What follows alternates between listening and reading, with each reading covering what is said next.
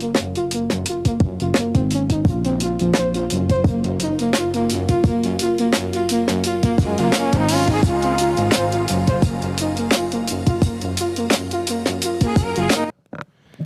meeting will now come to order. Welcome to the December 11, 2025 meeting of the Raleigh Historic Development Commission Certificate of Appropriateness Committee. My name is Wes Tripp, and I am chair of the committee.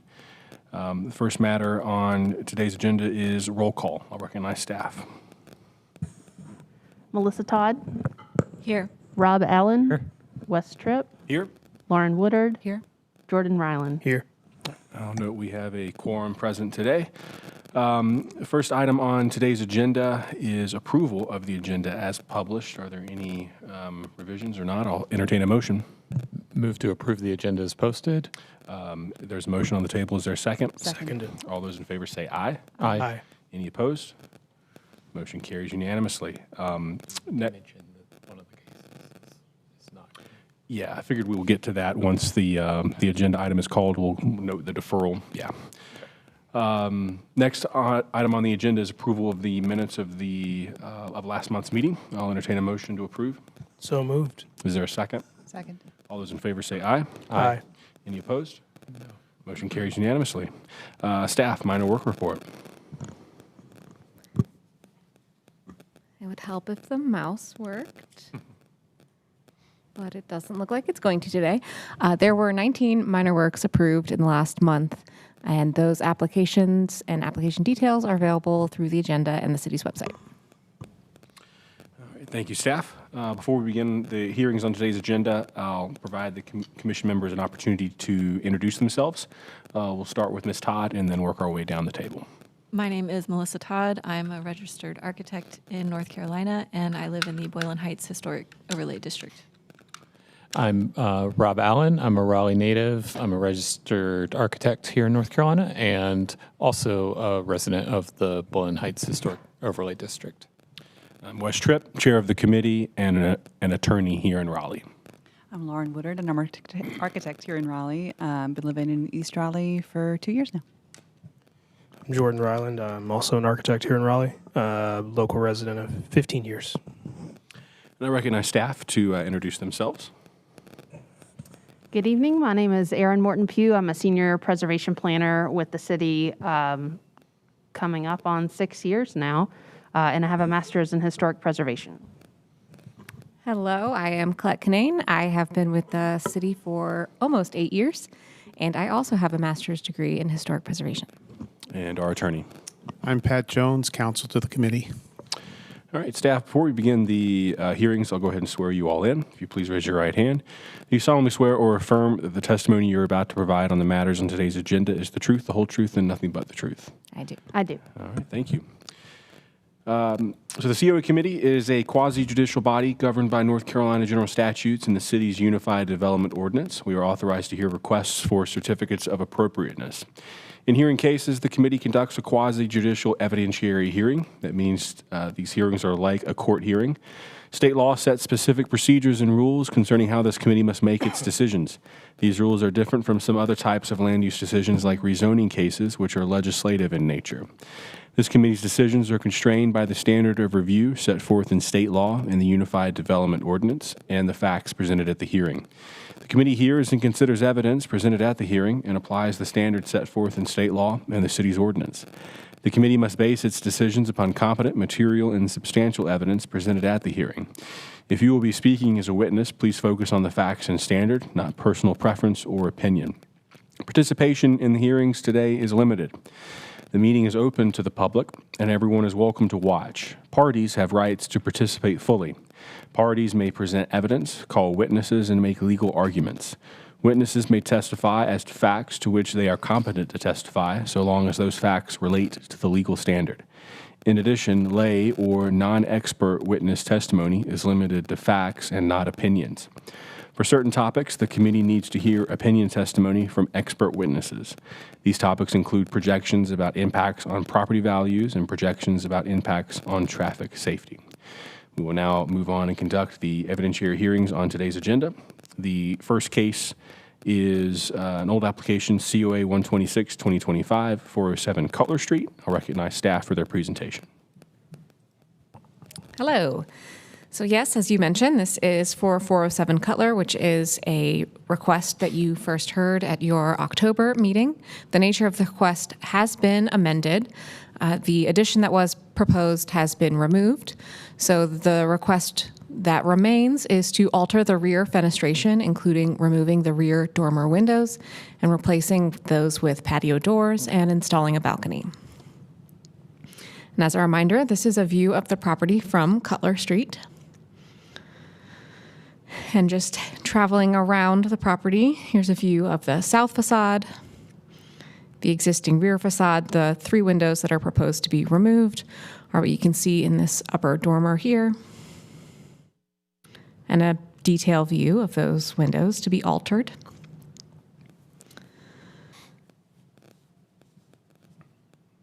The summary of staff concerns are material details and specifications that are typically provided as conditions. All right, thank you. Is the applicant present? Please come forward.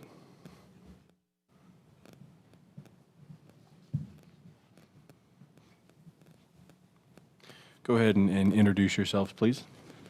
Hello, I'm Stephen Derrick. I own 407 Cutler Street, and this is my wife, Kimberly. Hi, I also own 407 Cutler Street. I'll go ahead and swear you all in. Please raise your right hand. Do you solemnly swear or affirm that the testimony you are about to provide is the truth, the whole truth, and nothing but the truth? I do. All right, you're welcome to make any presentation you would like. If not, then we can go ahead and proceed to committee questions, but it's up to you how you would like to I proceed. think we can proceed directly to questions. Okay, all right, we'll go ahead and any questions from committee members? I don't. All right, hearing none, we'll close the evidentiary hearing. Y'all can have a seat. Thank you very much. We'll proceed with committee discussion. I think we had, pretty healthy dialogue last time, and the amended application looks like it addresses at least the concerns I brought up. So I no longer have any issues. I don't. Agree. Agreed. All right, I think a motion's appropriate. Based on the amended application and the evidentiary hearing, I move to approve the application as submitted. Bear with me. With one potential condition that the following be provided and accepted by staff prior to installation or construction. A, exterior lighting, if any, the locations and specifications, and B, dimensioned balcony drawing. So that'd be a motion to approve subject to the stated condition you just provided? Sorry, it was a little clumsy. That's all right. Is there a second? Seconded. Any discussion or debate on the motion? Hearing none, question is approval of the application subject to the stated condition. All those in favor say aye. Aye. Any opposed? Motion carries unanimously. Congratulations. The application approval will be final after next month's meeting when the minutes are approved and signed. Thank you. All right, next matter on today's agenda, moving on to the new applications, COA 134-2025, 215 East Cabarrus Street. I'll recognize staff for their presentation.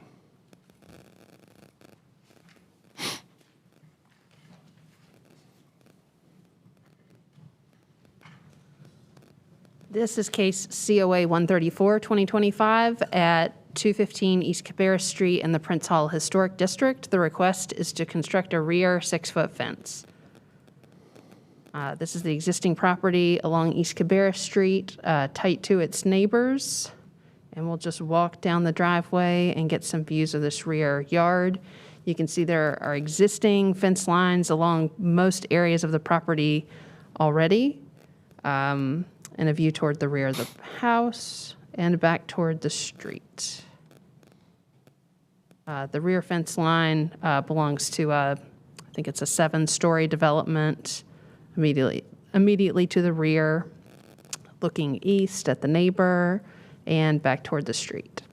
There are no staff concerns. Is the applicant present? All right. So we have a member of the public here to speak on the case. It doesn't appear that we have the applicant present, so I'll defer to Pat for advice on how we can move forward. You could certainly take the testimony from the public and then decide how you'd like to proceed after that. Okay. Are there any members of the public who'd like to provide comment on the application?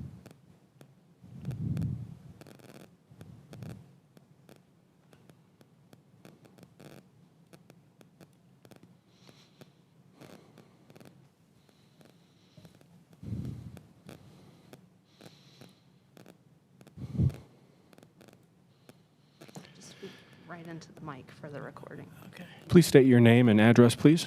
Edna Rich Valentine, 219 East Cabarrus Street, Raleigh. All right, please raise your right hand. You solemnly swear or affirm that the testimony you're about to provide is the truth, the whole truth, and nothing but the truth. I do. You may proceed. I'm the next door neighbor, and please let them have the fence. We keep losing that dog. Thank you, Ms. Ballantyne. Are there any other members of the public who wish to provide comment on the application? All right. Hearing none, we'll close the evidentiary hearing. Committee discussion on the matter? Only if it's, are we able to approve it if the applicant's not here? You are. Yeah. You can approve it on the record. Yeah, based on the staff report and I think that's about what we can go on, and the application. Okay. Well, based on the application and the information in the staff report and the testimony provided in the evidentiary hearing, I move to approve the application. Seconded. A motion and a second's been made. Is any discussion on the motion? Hearing none. Questions, approval of the application. All those in favor say aye. Aye. Any opposed? Motion carries unanimously. Next matter on today's agenda is COA 152-2025. This is 200 Newbern Place. The applicant has requested deferral to next month's meeting. What's the date of next month's meeting? I believe it's the 22nd. Okay. That's what I'm thinking also. It is. All right. Yep. Go ahead and I'll move that the application be deferred to the January 22nd, 2026 meeting. Is there a second? Second. Seconded. All those in favor say aye. Aye. Any opposed? Motion carries unanimously. Next is COA 153-2025, 6 North Bloodworth Street. I'll recognize staff for their presentation. Yes, as you said, this is COA 153-2025 for 6 North Bloodworth Street in the Oakwood Historic District. It's a long list of work requests, but largely related to restoration work to the existing house and a new rear addition. So I'm not going to read this full work description out loud, but it's available in the record if needed. This is a view of the property from North Bloodworth Street and a side view, other side. The windows that are proposed for alteration are shown in this photo in particular. And then moving to the rear facade, where there are a series of additions to the property and the rear porch, an existing driveway and parking area, and one regulated tree in the immediate area. Adjacent properties, largely not visible from the street, and a view of the north facade. The summary of staff concerns are that contributing evidence to support the congruity of the proportion of double-hung windows of a certain window type within the fenestration pattern for the addition was not provided. All right, thank you. I see Mr. Brown in the gallery. Would you like to make a presentation, sir? Good evening. Thank you for your service to the city of Raleigh and to historic preservation. Before you begin, go ahead and, right. just for the record, introduce yourself. Matthew Brown. And address. I live at 401 North Person Street. Please raise your right hand. You solemnly swear or affirm the testimony you're about to provide is the truth, the whole truth, and nothing but the truth. I do. You may proceed. You all can cut me off anytime you want to, but the Theophilus Snow House was built in 1839-1840. It is the oldest house in Oakwood, which is why I bought it in 2023. The house originally faced Newbern Avenue. It was originally one room deep, as can be seen on Johnson's 1847 map of Raleigh. It received a 2-story addition, a 1.5-story addition, and a 1-story side addition prior to 1881, as can be seen on Schaefer's 1881 map of Raleigh. It received 2 small one-story rear additions prior to 1914, as can be seen on the 1914 Sanborn map. In 1915, Elizabeth Love turned the house to face North Bloodworth Street and gave the house a major renovation. She added the side addition to the back of the house. She replaced the original front porch with the current porch and replaced the windows. 3 of the original windows were replaced by double windows. Prior to 1950, the 1.5-story addition was expanded to 2 stories, as can be seen on the 1950 Sanborn map. In 1977, Elizabeth Tilley gave the house another major renovation. It was made into 4 apartments, and the ceilings were dropped. The windows were all replaced by smaller windows, and part of the previous window openings were filled with plywood. Most of the exterior was clad in aluminum siding. Later, part of the rear addition was demolished, and the remaining rear 1-story additions were clad in masonite siding. We propose to restore the house to its pre-1977 appearance. We propose to remove the aluminum and masonite siding and restore the wooden siding. We propose to retain the 1915 porch for several reasons. 1, it is in good condition. 2, we don't know what the original porch looked like. And 3, according to the guidelines, changes that have acquired historic significance shall be preserved. However, the porch railing was replaced in recent decades. We intend to restore it to its probable 1915 appearance. It's just like a 2x4. Now, we propose to replace the small 1977 windows with full-size wooden windows using or recreating the original or 1915 trim, whichever we find under the siding. We propose to install 1/1 windows, which was the fashion in 1915 and is probably what was installed at that time. For the rear doors, we propose to use salvaged half-light doors from close to 1915. The exterior paint color scheme we've chosen is inspired by a drawing dated 1915, reproduced in the book A Century of Color. The weatherboarding will be brownish red, the trim will be tan, the window sashes will be dark brown, the porch floor will be gray, the porch ceiling will be dark brown, the brick and stone foundation will remain unpainted, the front door will remain unpainted, the storm door and rear doors will be painted dark brown. We propose to add a 2-story addition on the rear, incorporating the current 1-story additions. The northern part of it will have a hipped roof extending the existing roof. The southern part will have a shallower hipped roof. We propose to remove the rear chimney, which is not visible from the street. The siding and trim dimensions will match the rest of the house. This addition will necessitate removal of the existing deck, which is of fairly recent construction. The addition will be visually distinguished from the historic part of the house by means of a break in the plane on the south side of the house and a vertical board on the north side. The siding, trim, and windows on the rear addition will match those on the historic part of the house. The new foundation will be of unpainted brick, matching the existing brick foundation as closely as possible. We propose to add an exterior staircase on the rear of the house so that each apartment will have a rear exit. It will be built of treated pine and left unpainted, as is most typical in Oakwood. We will put a lattice under the 1st-story landing in traditional pattern. Mr. Brown, yes, sir. I noticed that you're just reading from the application. Mostly, yes, sir.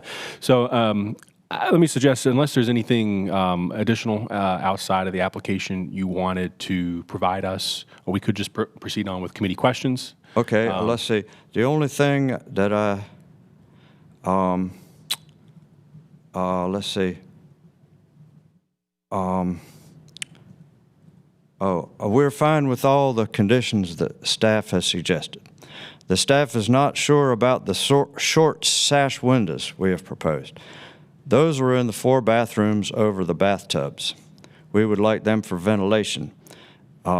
Casement windows aren't practical over a bathtub or shower. You know, they open into it. So single pane windows would have to be unmovable fixed pane. We'd still have some ventilation because we'd have the vent fans in the ceilings. So we can live with it. Anything new and additional you wanted to provide outside of what's already in your application, other than what you just stated? I don't believe so, sir, unless but I'm happy to answer any questions. Okay, then let's proceed to committee questions.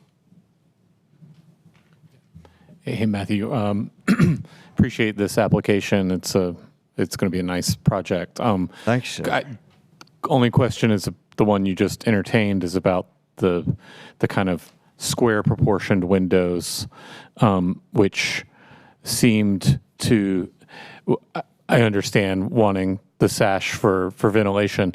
I mean, casement or awning operation, you can, in the same line, looks like the Marvin Ultimates that are in the application do come in an outswinging version, so it would not necessarily have to, swing in. I'm only mentioning that because I agree with the staff comments that it not being divided horizontally and that more square opening, it really jumps out at me when I look at the elevations compared to the very nice vertical proportions of the rest of the windows. So I would just ask that you give it maybe some consideration. You saying that there's casement windows that open out? Yes, that is an option within the same product line that is being submitted as part of your application. That sounds great. Yeah, that would be in a way better because it would be a bigger opening for ventilation than a sash window.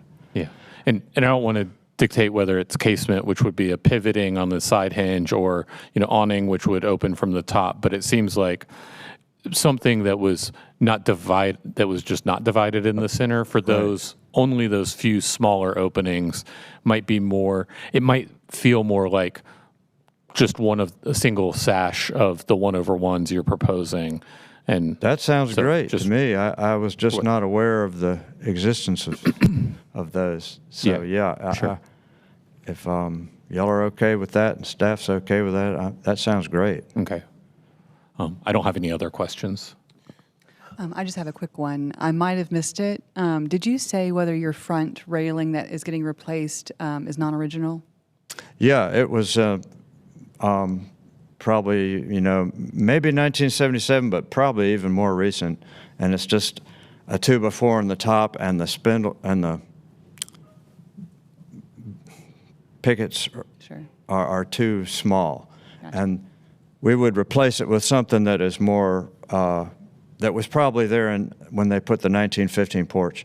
Sure. Like the houses nearby, Elizabeth Love, she's the one who turned the house. She divided the block, and most of those houses were built real close to that time. Mm-hmm. So we have a lot of good examples. It might have even been the same carpenters. So we'll make it like it was in 1915. Awesome, thank you. I think that's all for me. My only question is about the sort of flatter portion of the roof, the EPDM. From all that I can see here and from what I know about the property, you're really not. It will be difficult to see from kind of anywhere, but and that material I think only comes in 2 colors. Other architects here maybe help me out here. I've only seen it in like black or dark gray, but do you have any idea for the color of that portion of the roof? I think, as far as I know, you're correct. It's only black or dark gray, and I think that was in the conditions that staff mentioned, that we'd have to show a sample of either the color. Yes, sir. That's my only question. Any other questions from the committee? All right, hearing none, we'll close the evidentiary portion of the hearing and move to committee discussion. You can have a seat, Mr. Brown. Thanks, sir. I forgot. When we reopen the evidentiary hearing, are there any members of the public who'd like to provide comment on the application?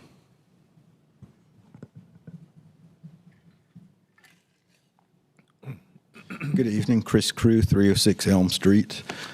Please raise your right hand. Do you solemnly swear or affirm the testimony you're about to provide is the truth, the whole truth, and nothing but the truth? I do. You may proceed.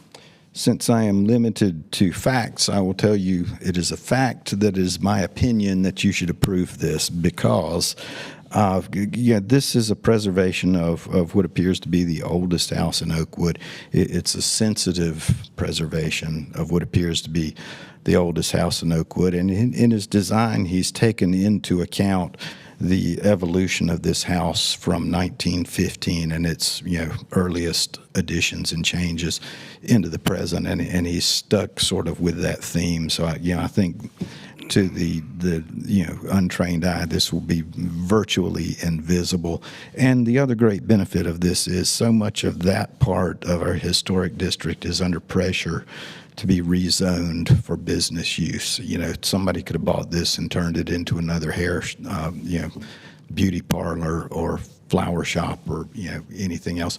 It will remain, as it has been for decades, affordable multifamily housing, which is a benefit to the character of the neighborhood. So please consider it well. Thank you. Thank you. Are there additional members of the public who'd like to provide comment on the application? All right, seeing none, now we'll close the evidentiary hearing and move to committee discussion.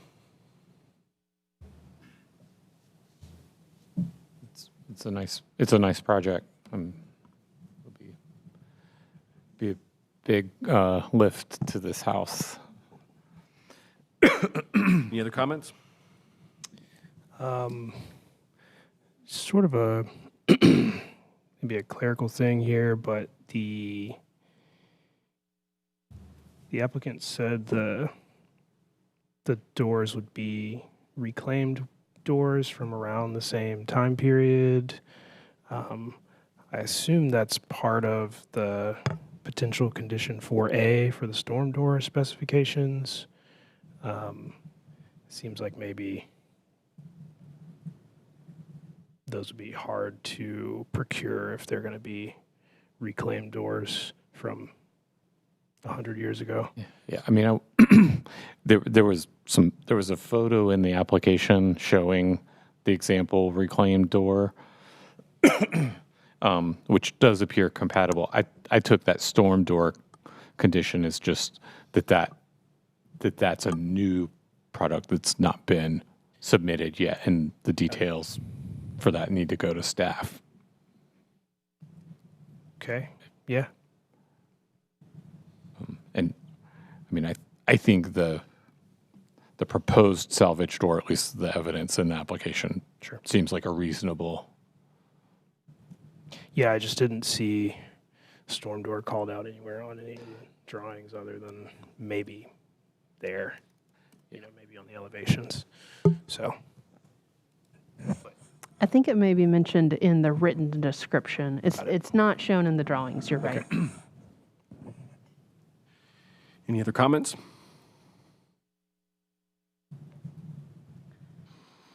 I believe a motion is appropriate. Sure. I'll. All right. With that, per application for case number COA 0155-2025, and the discussion from the commission, as well as testimony from our applicant and the public, I'd like to make a motion to approve the application with the following potential conditions. Condition 1, that street-facing double-entry doors maintain a solid or quarter-light design, or that a single... What? Am I on the wrong one? Dang it. I've got too many pulled up. Apologies. Here we go. 6 North Bloodworth. That's accurate. From the top. Per COA application 0153-2025, 6 North Bloodworth Street, pardon me, I'd like to make a motion to approve the application per community goods discussion, testimony from our applicant and the public, with potential conditions as follows. 1, that any other planned landscaping alterations be submitted on a separate COA application. 2, that the E-type short window units in the addition be single sash with no dividers. 3, that the following material and specifications be submitted to and approved by staff prior to the issuance of the blue placard. A, revised elevation drawings. B, revised manufacturer window specifications reflecting condition 2. And 4, that following materials and specifications be submitted to and approved by staff prior to installation or construction. Storm door specifications, EPDM roofing specifications, including color, physical paint samples, exterior light specifications and locations, if any, and HVAC equipment location and screening details, if any. All right, motion's been made to approve the application subject to the stated conditions. Is there a second? Second. Any discussion or debate on the motion? Hearing none, questions, approval of the application subject to the conditions stated in the motion. All those in favor say aye. Aye. Any opposed? Motion carries unanimously. Congratulations. The application approval will be final after next month's meeting when the minutes are approved and signed. Thank you. All right, last on the agenda today is COA 155 2025. This is 514 East Jones Street. I'll recognize staff for their presentation. All right, this is COA 155 2025 for 515 East Jones Street in the Oakwood Historic District. The request is to construct an accessory structure addition and attached covered patio, to alter the accessory structure window and door openings, relocate one window and install one new window opening on the main house, alter side and rear yard paving and landscaping, remove 3 trees and plant 3 trees. This is a view of the property from the street. And a view down the side property line. This is where the majority of the work area is proposed to be. And a view of the side yard. This is the accessory structure north facade. And the side elevation, other side. And a view of the east facade as well as the larger swimming pool and rear yard area. And looking back the other direction. And back toward the street. The summary of staff concerns is that generally we have poor design guidelines direction for congruity of proposed accessory structure covered patios. So you will wrangle with that in your discussion tonight. There was no contributing evidence provided to support the proposed street-facing accessory structure door design. There is potential removal of healthy trees and non-comparable replacement of tree canopy and some general material and location specifications typically provided as conditions to staff. Thank you. I'll recognize the applicant. Please come forward. Hi. If you'd like to scroll at all, you can just toggle the wheel here and then, just speak into the mic.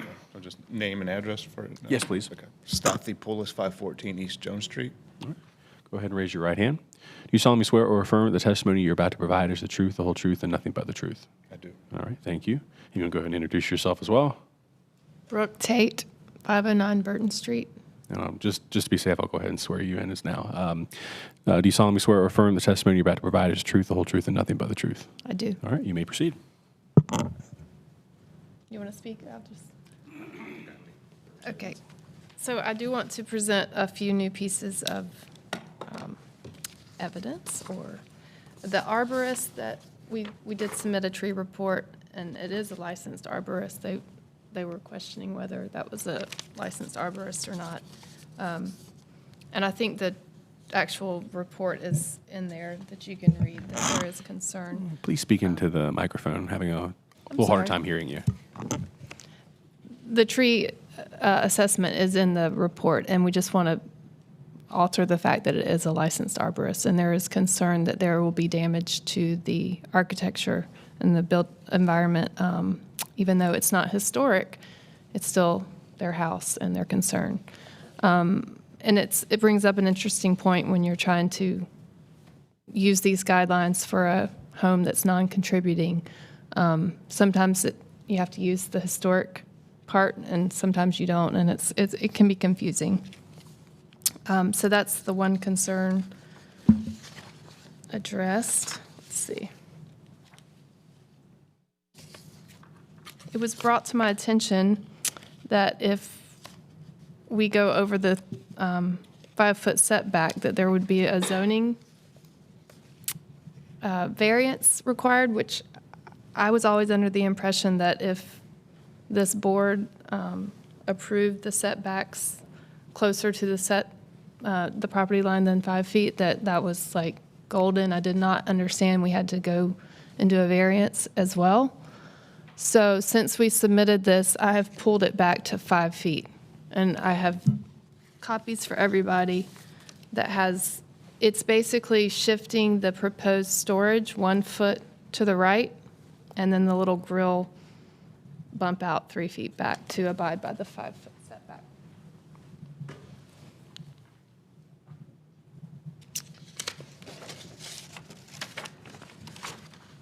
One staff concern says the attached covered patio is not contributing to the district. The next door neighbor at 504 Jones is under construction right now with a carport, with a garage-like structure and a giant carport, covered patio with a fireplace facing the street, quite large, in fact, and that was just approved. So I'm not sure. That was not a historic accessory building. Ours is not a historic accessory building, so I feel like it should probably be treated in a similar regard to how that one was treated when it was approved recently. And that was COA number 0001-2021 at 504 Jones Street. The other concern about the street-facing double doors, we're proposing to replace some overhead garage doors because they want to finish off that space nicer. It's an 8-foot opening. We are proposing the 3/4 because it was what was on the right side. You can see that man door on the right elevation right there is a single 3/4 light. That's where the inspiration came from. I found examples of a 3 divided light or triple door that has infilled a garage door, and that was in the example photographs that I provided. That's a full light door. If the commission would rather us have a full light door than a 3/4 light door, that's an easy change. I just would rather not see the floor and the dirt, personally, if it was me inside. But we want to try to maximize the light that comes in. And I do think that just because it isn't on one in Oakwood, I don't know that it's not congruous with the guidelines to a non-historic accessory shed.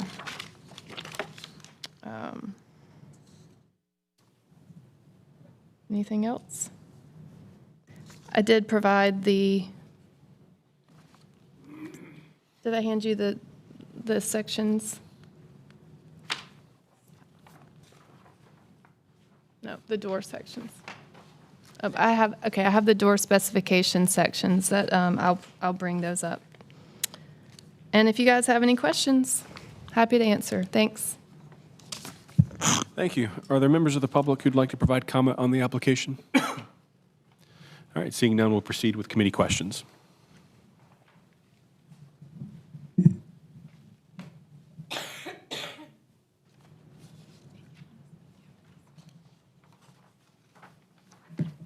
Any questions from the committee? I just have a couple.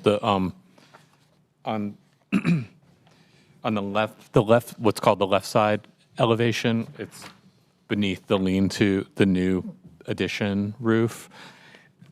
Could you remind us, there's a pair of doors for the access to storage. It says solid door on the elevation, but it looks like it's like a stile and rail door with glass. Is that? It is not with glass. It is a solid fiberglass door. Okay, so there's like a stile and a rail, but solid infill. Okay, got it. And that's the one I have this section of. I'm just going to get it real quick. Okay.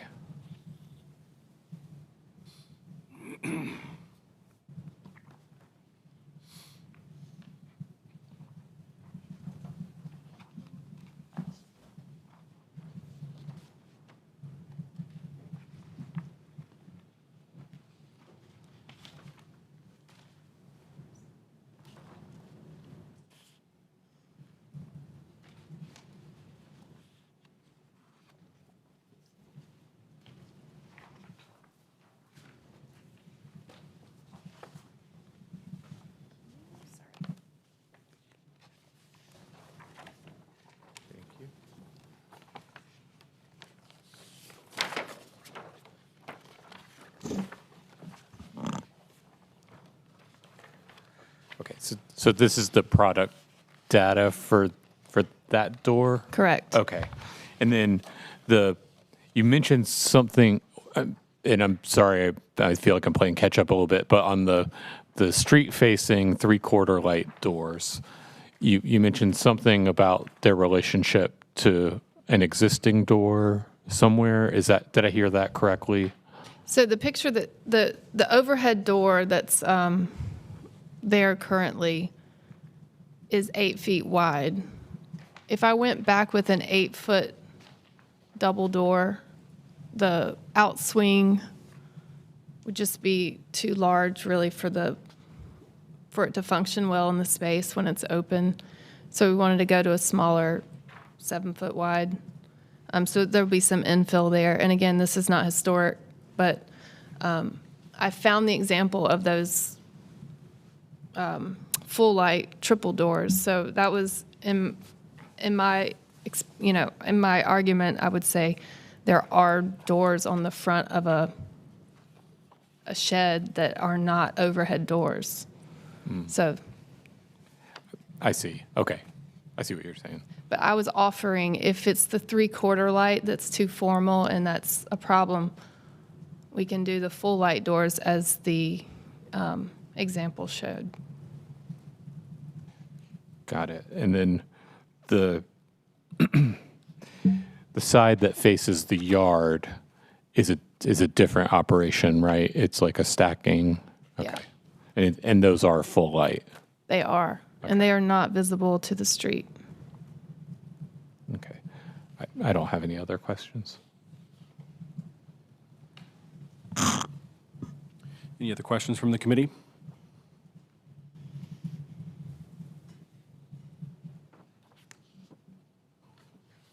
Melissa? Lauren? Jordan? Okay. Go ahead and close the evidentiary portion of the hearing and move to committee discussion. Y'all can have a seat. Thank you very much. Any comments from the committee?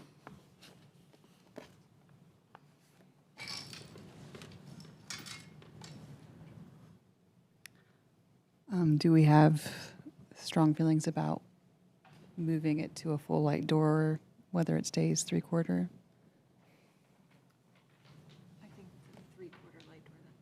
Please speak into the microphone. I think the 3/4 light door that's there, that's shown in the photo, makes it okay for me. Yeah, I agree.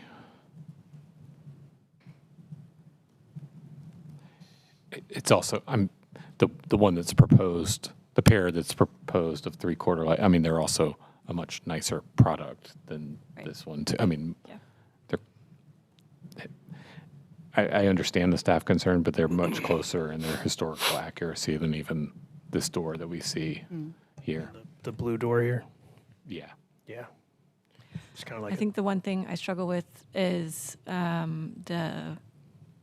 we don't see any examples of, but part of it is the accessory structure being difficult to compare with guidelines, but the heaviness of the covered patio area and the roof form being this same roof form we see on the existing pool house, but just extruded over.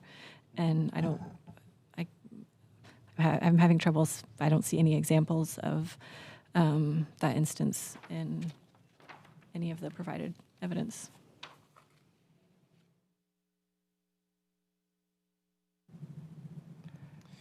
No, it's kind of like it's changing the typology from like it's a garage and now it's clearly some other type of accessory structure. I would say the closest one appears to be 308 East Jones. It's on page 20 of the PDF that they submitted. It's this guy right here. But the orientation of the lean-to or covered porch area is 90 degrees. It's even more, I would say, because this is from the street view. So similar typology, but maybe even more obvious that there's a kind of lean-to attached to a garage in the example they provided than theirs.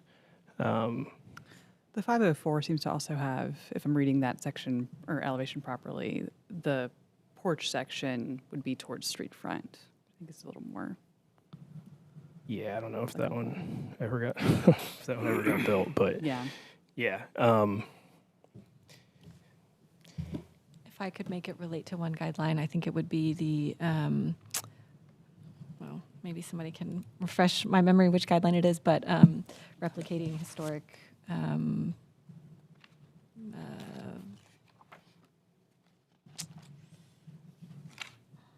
I would want it to be something different to differentiate, like it is not part of any historic Sure. aspect of the house. False historic appearance. Yes, thank you. False Yeah. historic appearance. That's the guideline. I can see that. This is a non-contributing structure, however, so I think between that, it's for me, I mean, the fact that this structure was built as congruous previously, it's a slightly, I mean, then we could have really couched it, I think, as a true garage accessory structure, and it really appears as one, and it's moving farther into that, away from that really definable, visual couching, and I think that that's just the nature of some of these accessory structures and how they're going to move forward and continue to move forward. I do think the guidelines need to respond to that better than they do now in some ways, and I do feel like the evidence we have here is pretty strong in terms of supporting the changes this particular structure wants to make.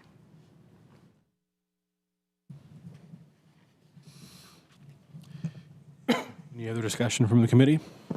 I think that's two of the staff concerns. The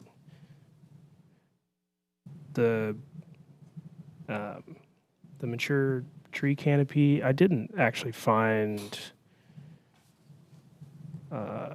in the materials, maybe I missed it, a replacement tree.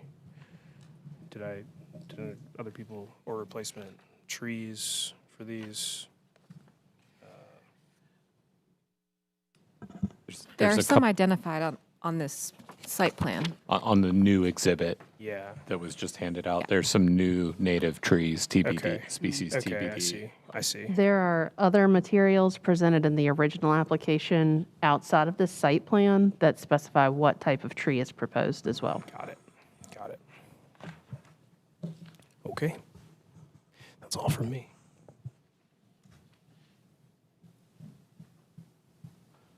Any other discussion?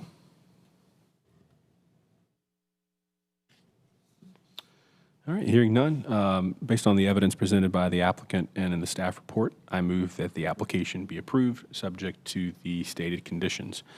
One, that the street-facing double-entry doors maintain a solid or one-quarter light design, or that a single-leaf solid or... Can we strike that one?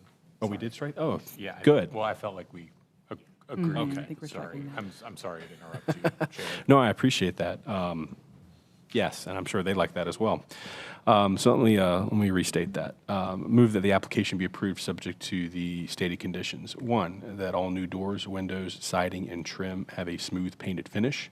Two, that each replacement tree be of a similar species, mature height, and canopy coverage to each tree being removed. And three, that the following materials and specifications be submitted to and approved by staff prior to issuance of the blue placard. A, revised street-facing door specifications. B, full storage door specifications, including section details. C, revised placement tree specifications. And D, utility equipment specifications, locations, and mounting details. Is there a second to the motion? Second. Before you take a vote, condition 4 as read should be revised. If you're removing condition 1, condition 4A should also be removed. That was related to that change. And at the meeting in these new materials, the applicant has provided the storage door specifications already, so 4B can be struck as well. Okay, so I'll consider that I accept the friendly amendment to the stated condition 3A and B that they be struck, and that 3C and D become 3A and B. Is there a second to that amended motion? Second. Any discussion on the motion? All those in favor say aye. Aye. Any opposed? Motion carries unanimously. Congratulations. The application will be approved after next month's meeting when the minutes are approved and signed. So, thank you. Any other business to come before the committee? I know you want to stick it out here, Wes, with us for a little longer. No, I'm good. Okay. No, you gifted Good. yourself the last motion. What's that? You gifted yourself the last motion. I did that. Yeah, I did that intentionally, and still messed it up. But thanks to you all helping me out. Got it across the finish line.